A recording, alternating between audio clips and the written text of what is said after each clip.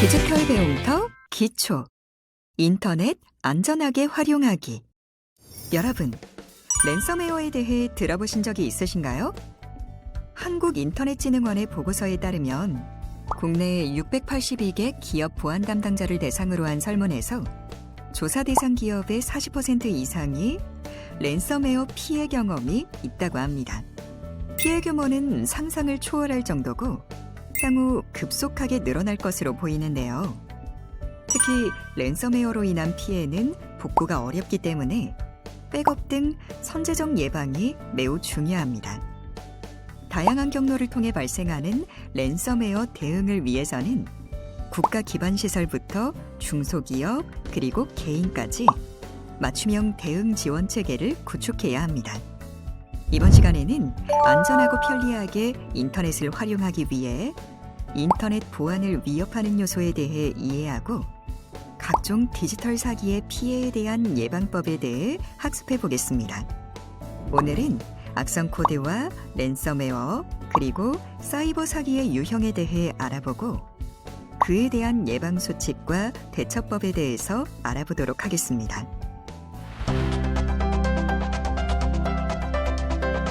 보안을 위협하는 악성 코드. 여러분 안녕하십니까? 저는 경찰청 사이버 수사국에서 근무하는 경강 전용환입니다. 여러분, 컴퓨터를 하시다 보면 한 번쯤 악성 코드라는 것에 대해 들어보신 적이 있으실 겁니다. 사용자들에게 피해를 주려는 악의적인 목적으로 만들어진 프로그램을 악성 코드 또는 악성 프로그램이라고 합니다. 그럼 악성 코드는 어떻게 분류할 수 있을까요? 하나씩 알아보도록 하겠습니다. 먼저 컴퓨터 바이러스에 대해 알아보겠습니다. 컴퓨터 바이러스란 컴퓨터에 저장된 자료를 없애거나 시스템을 정지시키기 위해 만들어진 파괴적인 악성 코드를 의미합니다. 이 바이러스는 다른 실행 프로그램과 같이 실행되며 스스로 복제도 가능합니다. 바이러스의 종류에는 부트 바이러스, 파일 바이러스, 부트와 파일 혼합 바이러스, 매크로 바이러스 등이 있습니다. 그럼 바이러스의 종류에 대해 알아볼까요? 먼저 부트 바이러스는 부트 섹터를 감염시켜 컴퓨터가 부팅되지 않게 하거나 부팅 시간이 오래 걸리게 하는 바이러스로 브레인 바이러스와 미켈란젤로 바이러스 등이 여기에 속합니다. 파일 바이러스는 시스템 파일이나 실행 파일을 감염시켜 손상시키는 바이러스인데요. 그 종류로는 CIH, 예루살렘 바이러스 등이 있습니다. 다음은 부트 바이러스와 파일 바이러스의 특징을 모두 가진 부트 파일 바이러스입니다. 종류에는 에볼라 바이러스 등이 있습니다. 마지막으로 매크로 바이러스는 응용 프로그램에 포함되는 매크로 기능을 이용하여 자신을 복제하는 바이러스이며 멜리사 바이러스, 라룩스 바이러스 등이 여기에 해당합니다. 다음은 웜입니다. 웜이란 네트워크를 통해 연속적으로 자신을 복제하여 시스템의 부하를 높이거나 마비시키는 악성 코드입니다. 다른 실행 프로그램과 같이 실행되는 바이러스와 달리 이 웜은 독자적으로 실행이 가능하다는 특징을 가집니다. 다음으로 트로이 목마는 사이버 테러를 목적으로 만들어진 악성 코드입니다. 겉보기에는 유용한 프로그램으로 보일 수 있지만 악성 루틴이 숨어 있어서 사용자가 해당 프로그램을 실행하면 바로 동작하게 됩니다. 예를 들어 어떤 트로이 목마는 정상적인 로그인 프로그램으로 가장해서 로그인을 유도한 후 사용자의 암호를 유출되게 합니다. 이 트로이 목마는 자기 복제 기능을 갖고 있진 않지만 시스템 파일 파괴, 데이터 유출, 원격 조작 등 치명적인 피해를 유발할 수 있는 악성 코드입니다. 다음으로 스파이웨어에 대해 알아보도록 하겠습니다. 스파이웨어는 사용자의 동의 없이 설치되어 금융정보나 개인정보, 암호 등을 수집하고 전송하는 악성 코드입니다. 만약 스파이웨어에 감염될 경우 웹브라우저나 시스템의 설정이 변경되거나 또는 정상적인 프로그램의 설치가 방해받게 됩니다. 또한 키보드의 입력 내용이나 화면에 표시된 정보를 수집하여 전송하는 등 피해가 발생할 수 있습니다. 마지막으로 애드웨어는 무료로 사용되는 프리웨어나 일정한 금액을 지불하는 쉐어웨어에서 광고를 보는 것을 전제로 사용이 허용되는 프로그램입니다. 광고 자체는 정당한 행위로 볼 수 있습니다. 하지만 정상적인 컴퓨터 사용이 어려울 정도로 무분별한 광고를 표시하거나 웹브라우저의 시작 페이지를 고정하여 사용자들을 불편하게 할 수 있습니다. 또한 애드웨어 내에 스파이웨어가 있을 수 있으므로 주의가 필요합니다.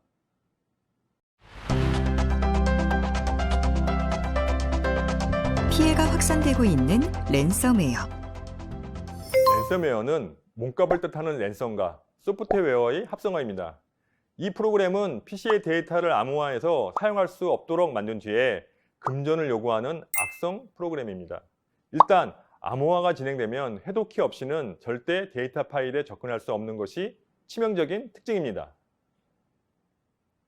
그럼 이러한 랜섬웨어는 어떻게 감염될 수 있는 걸까요?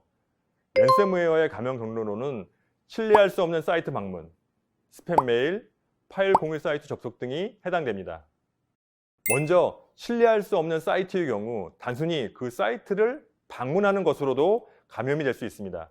보안에 취약한 웹사이트에 방문했을 때 사용자 모르게 악성 스크립트가 동작하여 악성 코드를 다운로드하고 실행시켜 사용자의 PC를 감염시키는 기법입니다. 출처가 불분명한 메일에 첨부된 파일 또는 메일 내용에 포함된 URL 링크를 통해 악성 코드를 유포하는 스팸 메일 사례도 있습니다. 모르는 메일을 받았을 때에는 첨부 파일을 실행하거나 URL 링크를 클릭할 때 주의가 필요합니다. 최근에는 연말정산 안내, 영수증 첨부 등 일상생활과 밀접한 내용으로 보내기도 하므로 저장 후에 백신으로 검사하고 열어보는 것이 좋습니다. 그리고 주변에서 쉽게 접할 수 있는 파일 공유 사이트를 통해서도 문제가 발생할 수 있습니다. 토렌트나 웹하드 등 이와 같은 P2P 사이트를 통해 다운로드하고 이를 실행할 경우 악성 코드에 감염되는 사례도 있으므로 이에 대한 주의가 필요하겠습니다. 그렇다면 랜섬웨어에 감염되었을 경우 어떠한 증상들이 있을까요? 랜섬웨어에 감염되면 문서 파일은 물론 이미지 파일, 음악이나 동영상 파일들이 열리지 않거나 읽을 수 없게 됩니다. 파일 내용이나 파일명, 확장자가 바뀌거나 확장자 뒤에 특정 확장자가 추가되어 파일이 암호화된 것처럼 보이기도 합니다. 그리고 암호 해제를 위해 몸값을 요구하고 몸값을 지급할 수 있는 방법을 표시한 메시지 창이 나타납니다. 이러한 메시지 창은 바탕화면이나 사용자가 PC를 부팅할 때마다 나타나므로 시작 프로그램에 등록됩니다. 그럼 랜섬웨어에 감염되었을 때에는 어떻게 해야 할까요? 우선 랜섬웨어 감염이 의심될 경우 즉시 USB 메모리나 외장 하드 등 외부 저장 장치와의 연결을 해제합니다. 또 공유 폴더가 설정되어 있다면 공유 폴더의 공유도 해제해 줍니다. 만약 랜섬웨어의 암호화가 진행되고 있다면 외부 저장 장치나 공유 파일에도 영향을 끼칠 수 있기 때문입니다. 또한 감염 알림창이 표시되었을 때 바로 PC의 전원을 끄지 않도록 주의해야 합니다. 일부 랜섬웨어는 알림창이 표시된 상태에서 PC를 종료할 경우 파일들을 삭제하는 경우도 있기 때문입니다. 우선 알림창에 표시된 메시지를 살펴보고 어떤 랜섬웨어에 감염된 것인지 먼저 파악하는 것이 필요합니다. 여기서 잠깐 감염된 랜섬웨어 종류 및 해결 방법을 어떻게 확인할 수 있는지 알아볼까요? 감염된 랜섬웨어의 종류는 바로 멀웨어 헌터 팀에서 제공하는 사이트를 통해 확인할 수 있습니다. 화면 중앙 왼쪽 또는 오른쪽의 파일 선택을 클릭하여 감염 알림창 캡처 파일 또는 감염되어 암호화된 파일을 선택한 후 업로드 버튼을 클릭하면 감염된 랜섬웨어 정보와 해결 방법을 확인해 볼 수 있습니다. 그렇다면 랜섬웨어를 복구하기 위한 프로그램들에는 어떤 것들이 있을까요? 복구 프로그램에는 한국인터넷진흥원, 안랩, 카스퍼스키 등에서 제공하는 프로그램들이 있으며 한국인터넷진흥원 보호나라에 접속하시면 더 자세한 정보를 확인하실 수 있습니다. 랜섬웨어에서 요구하는 대가를 지불하더라도 암호 해독키를 제공받지 못하는 경우가 많습니다. 뿐만 아니라 대가를 지불해도 다시 공격하여 더 많은 대가를 요구할 수도 있습니다. 대가에 응하는 방법은 적절한 방법이라고 볼 수 없습니다. 파일 복구가 어려운 경우 하드디스크 원본을 보존하여 추후 복구 도구가 개발되거나 암호화키가 공개될 경우 파일을 복구할 수 있도록 합니다. 만약 파일 복구가 필요하지 않다면 하드디스크 포맷을 통해 초기화하여 최신 보안 업데이트를 진행한 후 사용하여야 합니다. 사이버 사기의 유형. 이번에는 사이버 사기에 대해서 알아보도록 하겠습니다. 온라인상에서 상대방을 속여 돈을 탈취하는 모든 것을 사이버 사기라고 볼 수 있습니다. 가장 대표적인 수법인 피싱과 스미싱, 파밍에 대해 알아보겠습니다. 피싱은 프라이빗 데이터와 낚시의 영어 표현인 피싱의 합성어입니다. 개인정보를 낭다는 의미입니다. 수사기관이나 정부기관, 금융기관 등을 사칭해서 가짜 사이트로 유인하고 개인정보를 얻은 뒤 금전을 갈취하는 수법입니다. 피싱은 전화뿐만 아니라 문자나 메신저, 가짜 사이트 등 다양한 수단을 통해 결합하여 진화하고 있습니다. 스미싱도 대표적인 디지털 사기의 유형입니다. SMS 문자 메시지와 피싱의 합성어로 사용되고 있습니다. 악성 앱이 설치되는 URL 링크가 포함된 문자 메시지를 대량으로 보냅니다. 그리고 이용자가 악성 앱을 설치하도록 유도하고 금융정보나 개인정보를 탈취하거나 모바일 결제를 유도하는 수법입니다. 문자 메시지 내용은 이용자의 관심을 유도하기 위해 다양한 형태로 발송되고 있습니다. 결혼식 초대라며 지인을 사칭하거나 택배 사칭, 공공기관 사칭 등의 유형이 있습니다. 이번에는 파밍에 대해 알아볼까요? 파밍은 피싱과 곡식을 모은다는 영어 표현인 파밍의 합성어입니다. 이용자의 PC를 악성 코드에 감염시켜 정상 사이트에 접속해도 가짜 사이트로 접속되도록 하여 이용자의 금융정보를 모으는 수법입니다. 최근에는 개인정보 유출로 인해 불안감을 가진 이들에게 보안 관련 내용을 담은 문자 메시지나 전화를 통해 이용자 PC를 감염시키고 있습니다. 이러한 방법으로 접속한 피싱 사이트는 정상 사이트와 매우 유사해 구분하기가 어려워 피해가 속출하고 있습니다.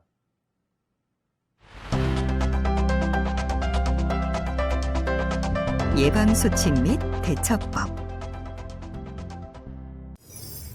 앞서 살펴본 악성 프로그램들은 점점 더 교묘하게 진화하고 있습니다. 사이버 사기 피해를 예방하고 나의 개인정보를 보호하기 위해서는 무엇보다 개인정보를 절대 알려주지 않는 것이 최선입니다. 공공기관이나 금융기관에서는 어떠한 상황에도 전화나 문자 메시지로 개인정보를 요구하지 않습니다. 그럼 이러한 사기 수법들을 예방하기 위한 내용을 함께 알아보도록 하겠습니다. 사이버 사기를 예방하기 위한 내용을 알아보겠습니다. 첫째, 백신 소프트웨어를 설치하고 최신 버전으로 업데이트합니다. 또한 백신 프로그램의 실시간 검사 상태를 유지합니다. 둘째, 정기적인 백업입니다. 이를 위해서는 외장하드, USB 등 외부 저장 장치를 이용하여 중요 문서를 외부에 별도 저장합니다. 운영체제에서 제공하는 사용자 파일 백업 및 복원 기능을 이용하고 외부 저장소에 이중으로 백업하는 것을 권장합니다. 셋째, 이메일 및 URL 링크를 주의하는 것인데요. 출처가 불분명한 사람이 보낸 메일 또는 URL 링크는 열람하지 말고 삭제합니다. 또 금융당국 및 정부기관을 사칭하는 협박성 메일을 주의하고 지인이 보낸 메일도 신뢰할 수 있는 메일인지 확인이 필요합니다. 넷째, 웹사이트를 확인합니다. 의심스러운 사이트라고 생각될 경우 정상 사이트와의 일치 여부를 반드시 확인하도록 합니다. 다섯째, 무선 인터넷 와이파이를 연결할 경우 제공자가 불분명하거나 비밀번호가 없는 공개형 와이파이는 이용하지 않고 공공 와이파이에서는 금융 서비스, 업무 시스템 등 중요 시스템을 이용하지 않도록 합니다. 여섯째, 금융정보 관리에 있어서는 개인정보나 보안카드 번호의 요구를 받을 경우 절대 알려주지 말고 공인인증서나 보안카드를 촬영한 사진 등을 컴퓨터나 메일, 스마트폰에 저장하지 않도록 해야 합니다. 일곱째는 스마트폰 관리입니다. 이를 위해서는 미확인 앱이 함부로 설치되지 않도록 스마트폰의 보안 설정을 강화하고 스마트폰을 교체하거나 폐기 시 스마트폰 속의 개인정보를 삭제합니다. 마지막으로 8째, 메신저를 사용할 때도 주의가 필요합니다. 메신저로 금전을 요구하는 경우 반드시 전화를 통해 확인하고 메신저를 통해 개인정보를 알려주지 않습니다. 또한 정기적으로 메신저 비밀번호를 변경합니다. 이번에는 악성 프로그램을 이용한 사기 수법에 대처하는 방법을 살펴볼까요? 먼저 모바일 악성 애플리케이션을 삭제합니다. 의심스러운 인터넷 주소를 통해서 특정 애플리케이션을 설치했다면 악성 코드 감염을 의심해야 하는데요. 악성 앱 감염이 의심될 경우 스마트폰을 점검해야 합니다. 모바일 백신 등을 통해 악성 앱을 삭제하고 서비스 센터를 방문하여 확인할 수 있습니다. 다음은 결제를 확인하고 취소하는 것입니다. 스미싱 악성 앱에 감염되면 모바일 결제 피해가 발생할 수 있습니다. 따라서 이동통신사에 모바일 결제 내역이 있는지 확인해야 합니다. 이러한 노력에도 불구하고 만약 해킹, 사기, 불법 사이트 등 사이버상에서 일어나는 범죄에 피해를 입었다면 경찰청이나 금융회사 고객센터에 신고해야 합니다. 그리고 금융회사 고객센터에는 범죄자의 계좌를 지급 정지하도록 요청합니다. 이외에도 사이버경찰청, 보호나라, 보이스피싱 금융감독원 등 관련 기관에서 범죄 피해 관련 지원 서비스를 제공받을 수 있습니다.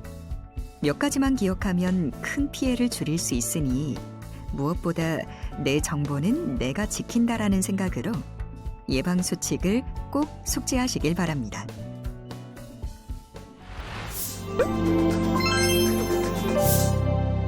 되돌아보기.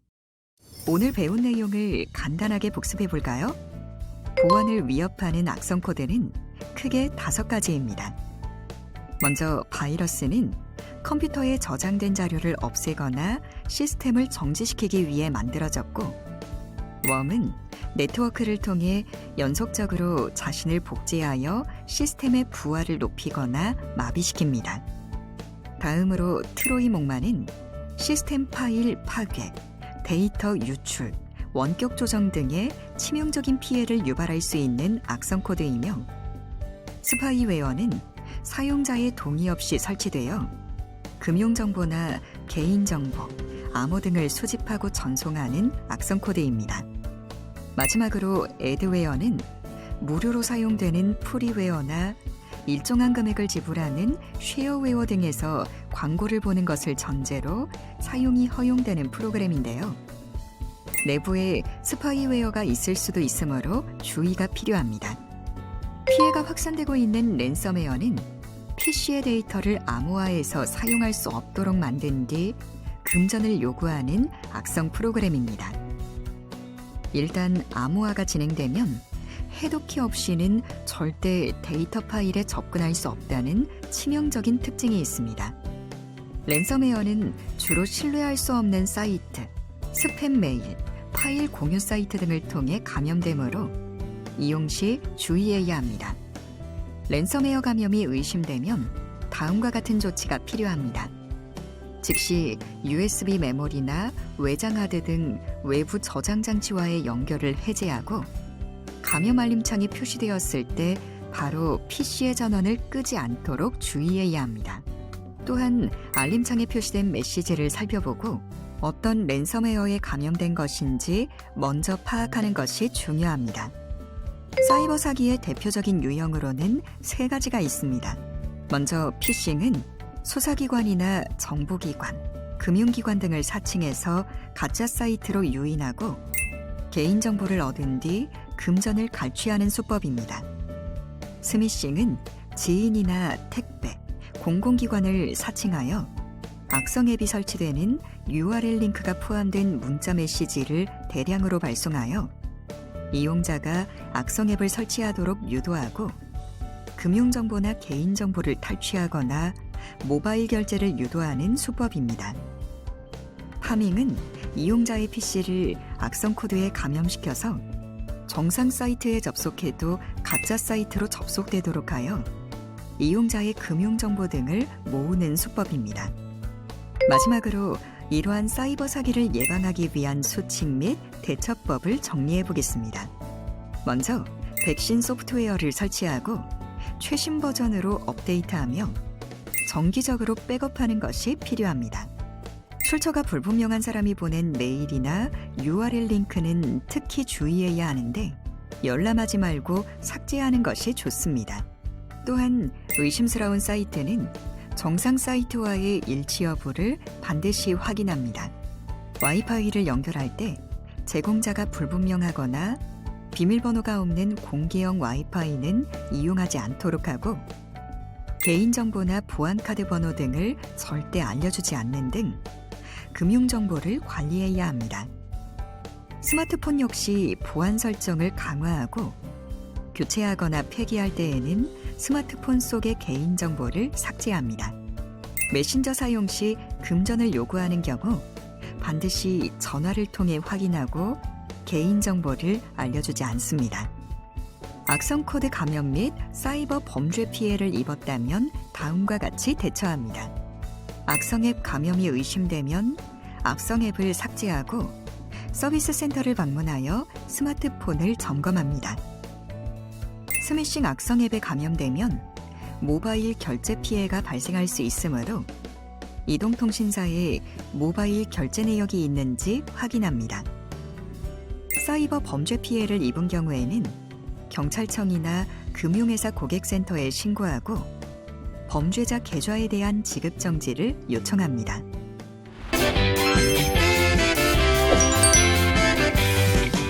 이것으로 인터넷 안전하게 활용하기 학습을 마치겠습니다.